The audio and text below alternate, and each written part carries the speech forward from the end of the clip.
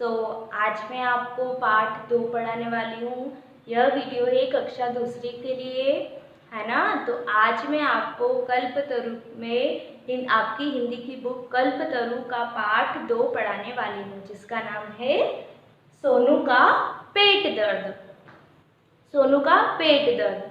तो ये हम स्टार्ट करते हैं। इससे आपको बहुत कुछ सीखने के लिए मिलेगा, है ना। तो आपको ये ध्यान से सुनना है और आपको भी जो चैप्टर्स जो पाठ में पढ़ाती हूँ वो आपको घर पर भी रीड करना है। सिर्फ तो केवल वीडियो नहीं देखना है, आपको वो वीडियो देखने के बाद आपको उसे पढ़ना भी है और उसे अच्छे से समझना भी है। ओके, तो स्टार्ट करें। सोनू का पेट दर्द। मैं आपको इसके शब्दार्थ भी लिखवाऊंगी यहाँ पर, तो आपको इसके शब्दार्थ साथ में अपनी गृहकार्य पुस्तिका में नोट डाउन करना है। ओके, और आपको इसका PDF मिल जाएगा पूरे पाठ का, तो आप उसको अच्छे से पढ़िएगा और उसमें से देखकर या बोर्ड पे से देखकर आपको शब्दार्थ अपनी कक्षा कार्य पुस्तिका में लिखिएगा। ओके, तो स्टार्ट करें। कबीर और सोनू बहुत अच्छे दोस्त थे। कबीर और सोनू बहुत अच्छे दोस्त थे। 2 लड़के थे जो बहुत अच्छे थे। वो दोनों बहुत अच्छे दोस्त थे, जैसे कि आपके दोस्त होते हैं। हमारे सारे चैप्टर्स में फ्रेंड्स के लिए ही बताया गया है ना, कि हमें अपने फ्रेंड्स के साथ कैसे रहना चाहिए, और हमारे फ्रेंड्स होते हैं तो हम उनसे सब कुछ डिस्कस करते हैं। ऐसा तो आपके सभी चैप्टर्स में आपको ये बताया गया है। तो यहाँ पर भी 2 बॉय थे, 2 लड़के थे, जिसका नाम था कबीर और सोनू। तो दोनों बहुत अच्छे दोस्त थे। कबीर साफ सफाई का बहुत ध्यान रखता था। जो कबीर नाम का लड़का था वो अपने साफ सफाई का बहुत ध्यान रखता था। साफ सफाई मतलब जैसे कि अपनी बॉडी को कैसे क्लीन रखना है, कैसे साफ रखना है, अपने आसपास कैसे साफ सफाई रखना है। घरों में साफ सफाई मतलब आपके घर में भी कहीं कचरा नीचे नहीं दिखना चाहिए, कहीं गंदगी नहीं होना चाहिए। आपको खुद को भी बहुत अच्छे से क्लीन रहना चाहिए, साफ रहना चाहिए, जिससे हम क्या होते हैं, बीमार नहीं होते। अगर हम गंदे रहेंगे तो हम बीमार हो जाएंगे, जर्म्स आ जाएंगे हमारे अंदर। तो इसलिए हमें हमेशा साफ सफाई का ध्यान रखना चाहिए, है ना। तो सोनू कबीर जो था वो अपनी साफ सफाई का ध्यान बहुत रखता था। वह हमेशा साफ कपड़े पहनता था, रोज नहाता था और खाने के पहले, भोजन के पहले हाथ धोता था। भोजन, यहाँ पर भोजन का शब्दार्थ लिखवाऊंगी मैं आपको। भोजन, भोजन मतलब खाना। ओके, तो भोजन मतलब खाना। तो इसके लिए जैसे आप खुद जब खाना खाते हैं, जब सब करते हैं, तो उसके पहले आप क्या करते हैं, हैंड वॉश करते हैं। आपका स्कूल में लंच होता है तो आप हैंड वॉश करते हो या नहीं, है ना। वैसे ही खाने के पहले वो रोज हैंड वॉश करता था, अपने हाथ धोता था। रात को सोते समय वह सुबह उठकर अपने दांतों की साफ सफाई भी करता था। जैसे रात को जब हम खाना खाते हैं तो हमारी टीथ में कुछ जर्म्स लग सकते हैं, अगर हम ऐसे ही सो जाते हैं तो, है ना, कुछ कीटाणु लग सकते हैं। तो वो क्या करता था, आप डेली करते हो खाना खाने के बाद, रात को सोने के पहले ब्रश, और सुबह उठने के बाद करते हो सभी। तो ऐसे ही सोनू रोज सोने के पहले और उठने के बाद सुबह डेली ब्रश करता था, अपने दांतों की सफाई करता था। वह हमेशा स्वस्थ रहता था। स्वस्थ मतलब स्वस्थ,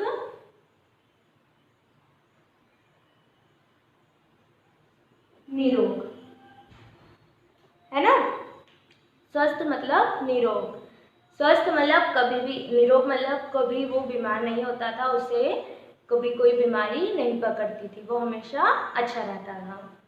तो उसकी इन अच्छी आदतों की वजह से सभी उसे बहुत पसंद करते थे।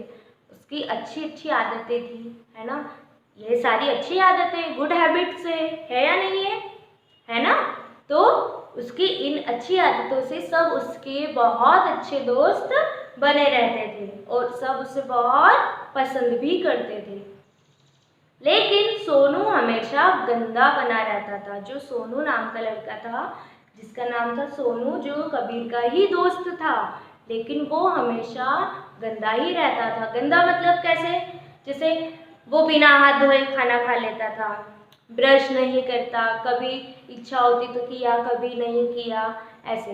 तो और बिना हाथ धोए भोजन करता, सुबह और रात को दांतों की सफाई भी नहीं करता। लो, सुबह भी नहीं सफाई करता वो तो, है ना। हम अगर रात को कभी आपने नहीं किया तो आप सुबह करते हैं, लेकिन वो तो सुबह भी नहीं करता था।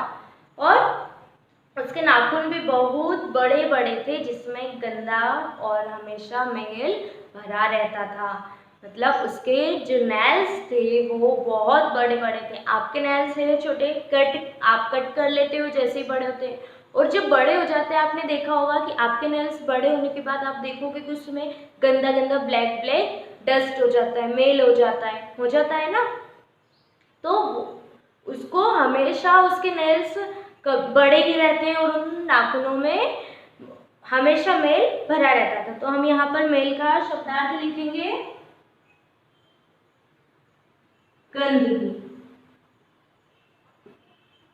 ओके, सो मेल का शब्दार्थ क्या होता है? गंदगी, डस्ट, जो धूल जो उड़ती है, जो गंदी मिट्टी आती है, अगर हम किसी चीज़ को हाथ लगाते हैं उसमें धूल है तो वो हमारे नेल्स में चली जाती है।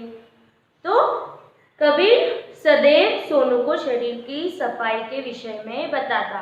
कबीर जो था उसका दोस्त, तो वो हमेशा सोनू को साफ सफाई के बारे में बताता था कि तुम अच्छे से रहा करो, अपनी साफ सफाई का ध्यान रखा करो, रोज नहाया करो, रोज अपने दांतों की सफाई किया करो, नेल्स को कट किया करो। बट सोनू को ये बात समझ ही नहीं आती थी। तो यहाँ पर सबसे पहले हम लिखेंगे विषय का शब्दार्थ। विषय मतलब बारे में, है ना।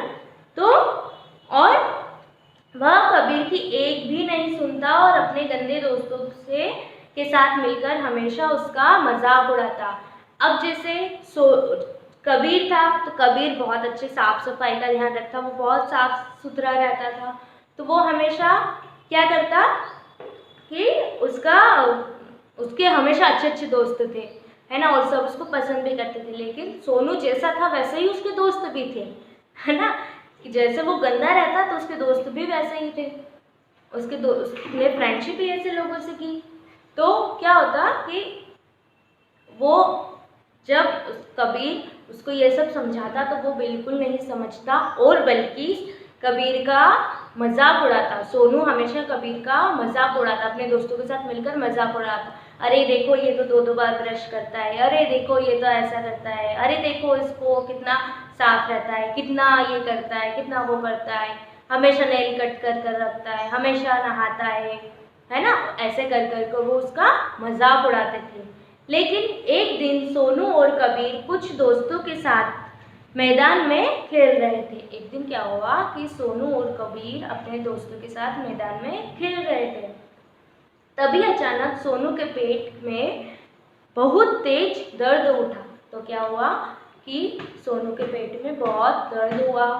तो फिर क्या हुआ, उसके बाद तभी वह बेहोश होकर गिर पड़ा। क्या हुआ, जब सोनू को पेट दर्द हुआ, वो खेल रहा था, खेलते ही खेलते क्या हुआ कि अचानक उसका पेट बहुत जोर से दर्द होने लगा और वो ज़मीन पर गिर गया और बेहोश हो गया। तो अभी आज के लिए मैं आपको इतना ही बताऊंगी। नेक्स्ट अब इसके आगे कंटिन्यू हम करेंगे नेक्स्ट वीडियो में। ओके, तो नेक्स्ट ये आप इतने शब्दार्थ लिखिए, नेक्स्ट इसके आगे के शब्दार्थ में आपको दूसरे वीडियो में मिल जाएंगे। ओके, तो बाय बाय।